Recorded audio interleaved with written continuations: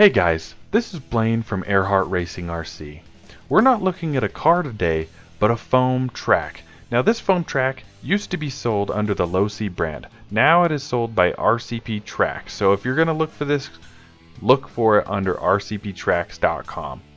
This is the only track that I know of that comes pre-installed with jumps. However, jumps aren't hard to create. We do that with cardboard all the time for these trucks, and they're still a lot of fun. So don't worry too much about getting this specific track. We're going to try a couple of cars on this track, specifically the car that was built for it, which was the 1/24 scale Losi Micro SET. This isn't the brand new version, and it's also not running a 2S LiPo on this track. Instead, we opted for a 1S LiPo, which works really well on this particular track. It slows down the car to an acceptable level and makes it about racing instead about crazy bashing. There's also the FPV, which makes this track a lot of fun because you really feel like in the zone because you got the goggles, and it feels like you're racing the truck, and it feels like you have control of what's going on going around those corners, and you just have a lot more interesting drives and rides with this vehicle. I'm not going to say it makes you a better driver, but it does add a lot of fun to the vehicle. It works really well indoors as well. It was meant to be flying outdoors and stuff as far as I know, but shoot, attach it to a car and you're good to go.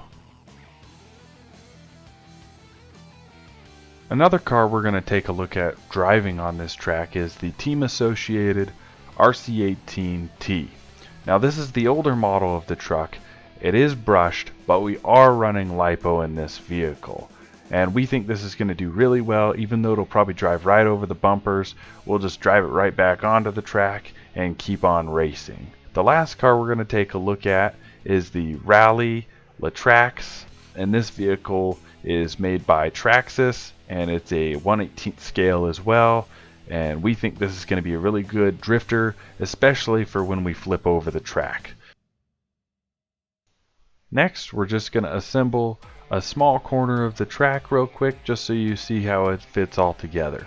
So you take these plastic bolts, slide them up through the track, and then put this foam bumper on top of it. It's very specific on how you place it down, so be mindful when you're putting it together that you don't flip it upside down, and then slowly slide it on top of the bolts, and it's a snug fit, so firmly press down once you're complete, and then screw on the caps to the top of the bolts, and it's that simple. Another cool feature about this track is that it has two sides. It has a textured side and then a smooth side to the track. We haven't specifically tested the smooth side, that'll be in video 2, but the smooth side feels really nice to the touch, like it's going to be really good for drifting with drifting wheels, but we're not positive yet. One thing we do know is that we did try to fit the smooth side and the textured side together into one track, and they did not seem to be compatible with each other. The grooves just weren't right for what we were trying to accomplish. We'll continue looking into that, but I have my doubts that they're going to function together. So what you're looking at is actually two of these Losi tracks put together. So they're a little bit like the slot cars, where you can buy more and have a bigger track that you're racing on. With only a single of these tracks, you only get the L shape. With two of these tracks, you'll get a lot more variety, and you can change the track to suit your type of driving needs. So I highly recommend buying two of these tracks if you're going to go this route. While you can only do one design with the one kit, if you have 2 or 3 kits, the instructions included several different designs that you can choose from. There's also a website that I'll link down below with a mixture of the other kits designs as well, so if you're looking for something specific, check there and maybe they'll have it so you know what to build.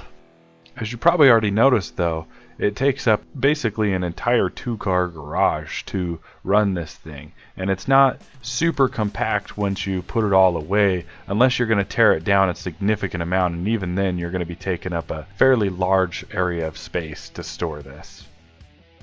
The first time I set up this track, it took me about 3 hours to build all the individual components. Since then, I have not torn apart the whole track to put it back together, just due to the sheer amount of effort it would take to do that every time we raced. Instead, When I tear apart the track, I tear it apart in chunks and then store it in the chunks just so I can easily put it back together in about 10, 15, 20 minutes depending on who's available. Another trick I use to make this track setup a little bit easier is to dry fit the pieces, and by that I mean don't put all the foam pieces together. Instead, kind of build the track before you put all the pieces together, and then start from one section and then build the track that way. That way you know you have enough room and you're not missing any of the pieces that you need to build the track you're trying to accomplish. You can see where I try to put together the track, but then it ends up looking completely different. That's because I realized I'd left the part I needed at home. After I've dry fit the track, I like to just start from the start line and then go all the way around the track and fit it together. That way I don't have to tug or pull on the track trying to fit everything together. Near the end of the construction of the track, we also set up our lap timing bar, which is not part of this kit. We'll do another review on that. This is the TrackMate racing system. The lap bar doesn't come with it. You have to build that yourself. But the lap timing system isn't required. It just adds a lot of fun, and we take our racing pretty seriously here at Earhart Racing.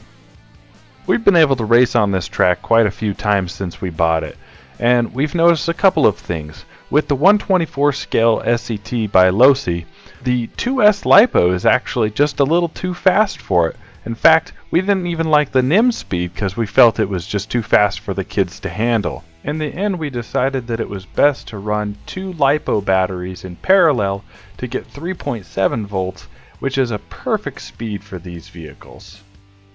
Now, if you want to race with 2S LiPo on this track, that's a completely realistic expectation. We've done it, and for experienced drivers, it's a lot of fun. However, for inexperienced drivers, it was a big issue because we were replacing differentials and tie rods quite often. We also had to modify the steering on these vehicles to make sure they turn just a bit sharper. You can find that online, and I'll link it down below just so everybody knows that it's completely possible to make these vehicles turn just a little bit sharper.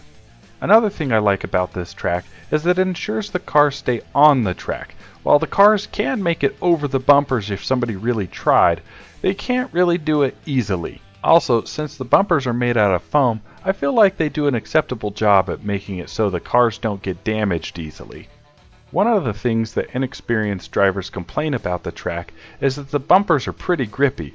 If you even touch the bumpers with the car, in general, you're going to be clipped into the bumpers. I feel like this is a realistic emulation of how a real car would treat a wall. However, they do not appreciate the fact that they are suddenly slammed into the wall and then have to reverse. And then one of the negative things about the Losi vehicles is that you actually have to spend a moment reversing. There's a 2-second-ish delay between when you can touch that reverse throttle and it actually functioning.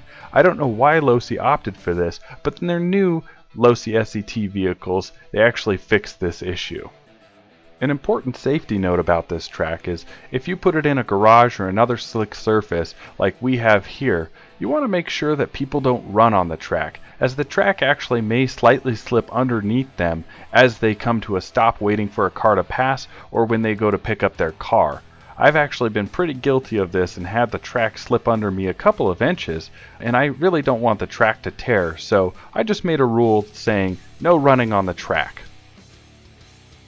Alright guys, that's all for this week, but subscribe because I'm going to release a part 2 of this video to discuss the other 2 vehicles, the other side, jumps, expansion packs, and more.